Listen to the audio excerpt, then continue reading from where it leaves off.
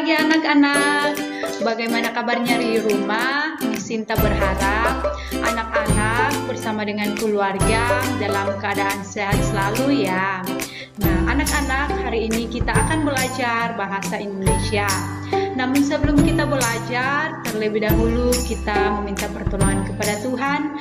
Kita berdoa ya. Anak-anak di rumah mengambil sikap berdoa. Duduk tenang, lipat tangan dan tutup mata. Kita akan berdoa. Kita mulai ya. Tuhan Yesus, pada pagi yang indah ini Tuhan, kami datang mengucap syukur atas segala berkat dan kasih Tuhan. Pada pagi yang indah ini Tuhan, kami akan memulai proses pembelajaran kami Tuhan.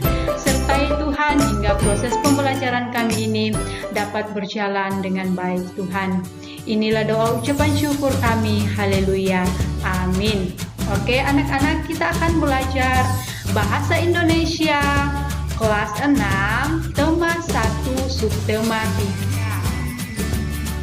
3. Nah, hari ini kita akan membahas materi membuat kesimpulan teks yang dibaca dengan menggunakan kosakata baku. Yang kedua, memberi komentar pada simpulan teman. Oke, kita lanjut.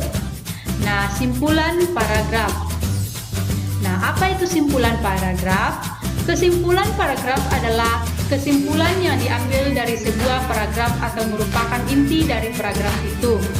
Untuk menarik kesimpulan paragraf, kita harus membaca dengan teliti paragrafnya dan memahami ide pokoknya terlebih dahulu. Hal ini karena kesimpulan merupakan jawaban dari gagasan utama paragraf. Nah, anak-anak, kita sudah membahas tentang paragraf yang langkah-langkah membuat kesimpulan paragraf. Nah, adapun langkah-langkah yang harus kita lalui untuk membuat kesimpulan.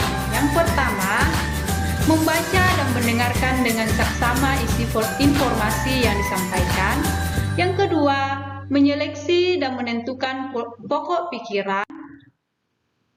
Nah, langkah yang ketiga, menulis kembali pokok-pokok pikiran dengan kalimat sendiri secara ringkas.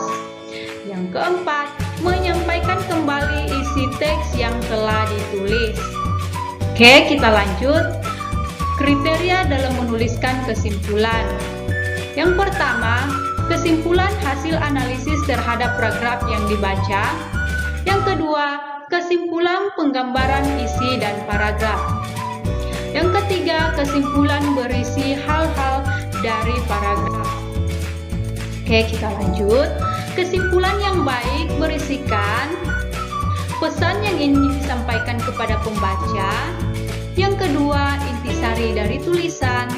Yang ketiga, dimulai dari khusus ke umum. Yang keempat, menggunakan kosakata baku. Yang kelima, suatu pernyataan yang dibuat berdasarkan ide pokok dan kata kunci dari kalimat penjelas dengan kalimat sendiri. Oke, kita lihat contoh. Nah, di sini ada contoh teks kucing Persia. Kucing Persia merupakan kucing dari salah satu jenis kucing yang memiliki bulu yang cukup lebat dan panjang. Pada wajahnya berbentuk agak bulat dan berhidung pendek. Posisi hidung pada hewan ini hampir simetris dengan kedua matanya. Beberapa jenis yang populer di antaranya ialah Persia flatnose, Persia medium, Persia piagnose, dan Persia Himalayan. Selain itu, kucing Persia digemari karena memiliki bentuk wajah yang bila dilihat dari samping akan terlihat datar antara dahi, hidung, dan dagunya. Hewan peliharaan lucu ini adalah salah satu jenis kucing hias yang banyak dipelihara penggemar kucing di seluruh dunia, tak terkecuali di Indonesia. Nah, mari kita lihat kesimpulan dari teks Persia. Kita lihat kesimpulannya ya. Nah, kesimpulan pada teks kucing Persia. Kucing Persia merupakan kucing hias yang sangat digemari untuk dipelihara hampir seluruh belahan dunia. Karena kucing Persia memiliki bulu yang lebat dan panjang. Selain itu, kucing Persia digemari karena memiliki bentuk wajah yang bila dilihat dari samping akan terlihat datar antara hidung dan dagunya. Beberapa jenisnya sangat banyak dipelihara, antara lain Persia platnose, Persia medium, Persia pycnose, dan Persia Himalayan. Nah, itu adalah cara membuat kesimpulan pada sebuah teks ya. Oke, kita lanjut anak-anak. Komentar. Nah, apa itu komentar? Kita lihat ya. Nah, komentar adalah ulasan atau tanggapan terhadap sesuatu, baik yang dilihat, didengar, ataupun dibaca, kemudian diwujudkan dalam bentuk saran, kritik, maupun pujian. Nah, hal-hal yang diperhatikan dalam memberi komentar. Yang pertama, komentar menggunakan bahasa yang baik, mudah dimengerti, padat, dan jelas. Nah, anak-anak, ketika kita memberikan komentar kepada orang lain, kita harus menggunakan bahasa yang baik, menggunakan bahasa yang sopan, kemudian mudah dimengerti, padat, dan jelas ya. Oke, kita lanjut yang kedua. Komentar bersifat membangun. Nah, anak-anak, komentar itu bersifat membangun ya. Kemudian komentar mengarah pada permasalahan. Jadi ketika kita memberikan komentar kepada seseorang atau sesuatu, komentar itu harus mengarah kepada pokok permasalahan yang sedang dihadapi ya. Kemudian komentar berdasarkan fakta yang diiringi alasan yang masuk akal. Nah, komentar juga berdasarkan fakta atau apa yang kita lihat, berdasarkan fakta yang kita baca, dengan alasan yang masuk akal ya. Kemudian, komentar memiliki nilai manfaat bagi orang lain.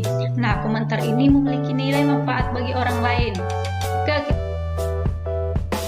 Oke, anak-anak, kita lihat contoh komentar berupa saran. Kulihat kamu pandai sekali merawat kucing-kucing peliharaanmu. Hampir tidak pernah kamu lupa memberinya makan. Namun, alangkah baiknya jika kamu memandikannya paling tidak seminggu sekali agar kucing-kucingmu terlihat lebih bersih. Nah, anak-anak, ini merupakan komentar yang berupa saran. Nah, sarannya di sini, alangkah baiknya jika kamu memandikannya paling tidak seminggu sekali agar kucing-kucingmu terlihat lebih bersih. Nah, anak-anak, kita lihat apa itu saran. Saran adalah pendapat yang dikemukakan untuk dipertimbangkan. Saran bisa berupa usulan, anjuran, dan solusi untuk sesuatu yang sedang dibahas. Oke, kita lanjut. Contoh komentar berupa kritikan. Kita lihat, kucing peliharaanmu sangat bersih dan tidak bau.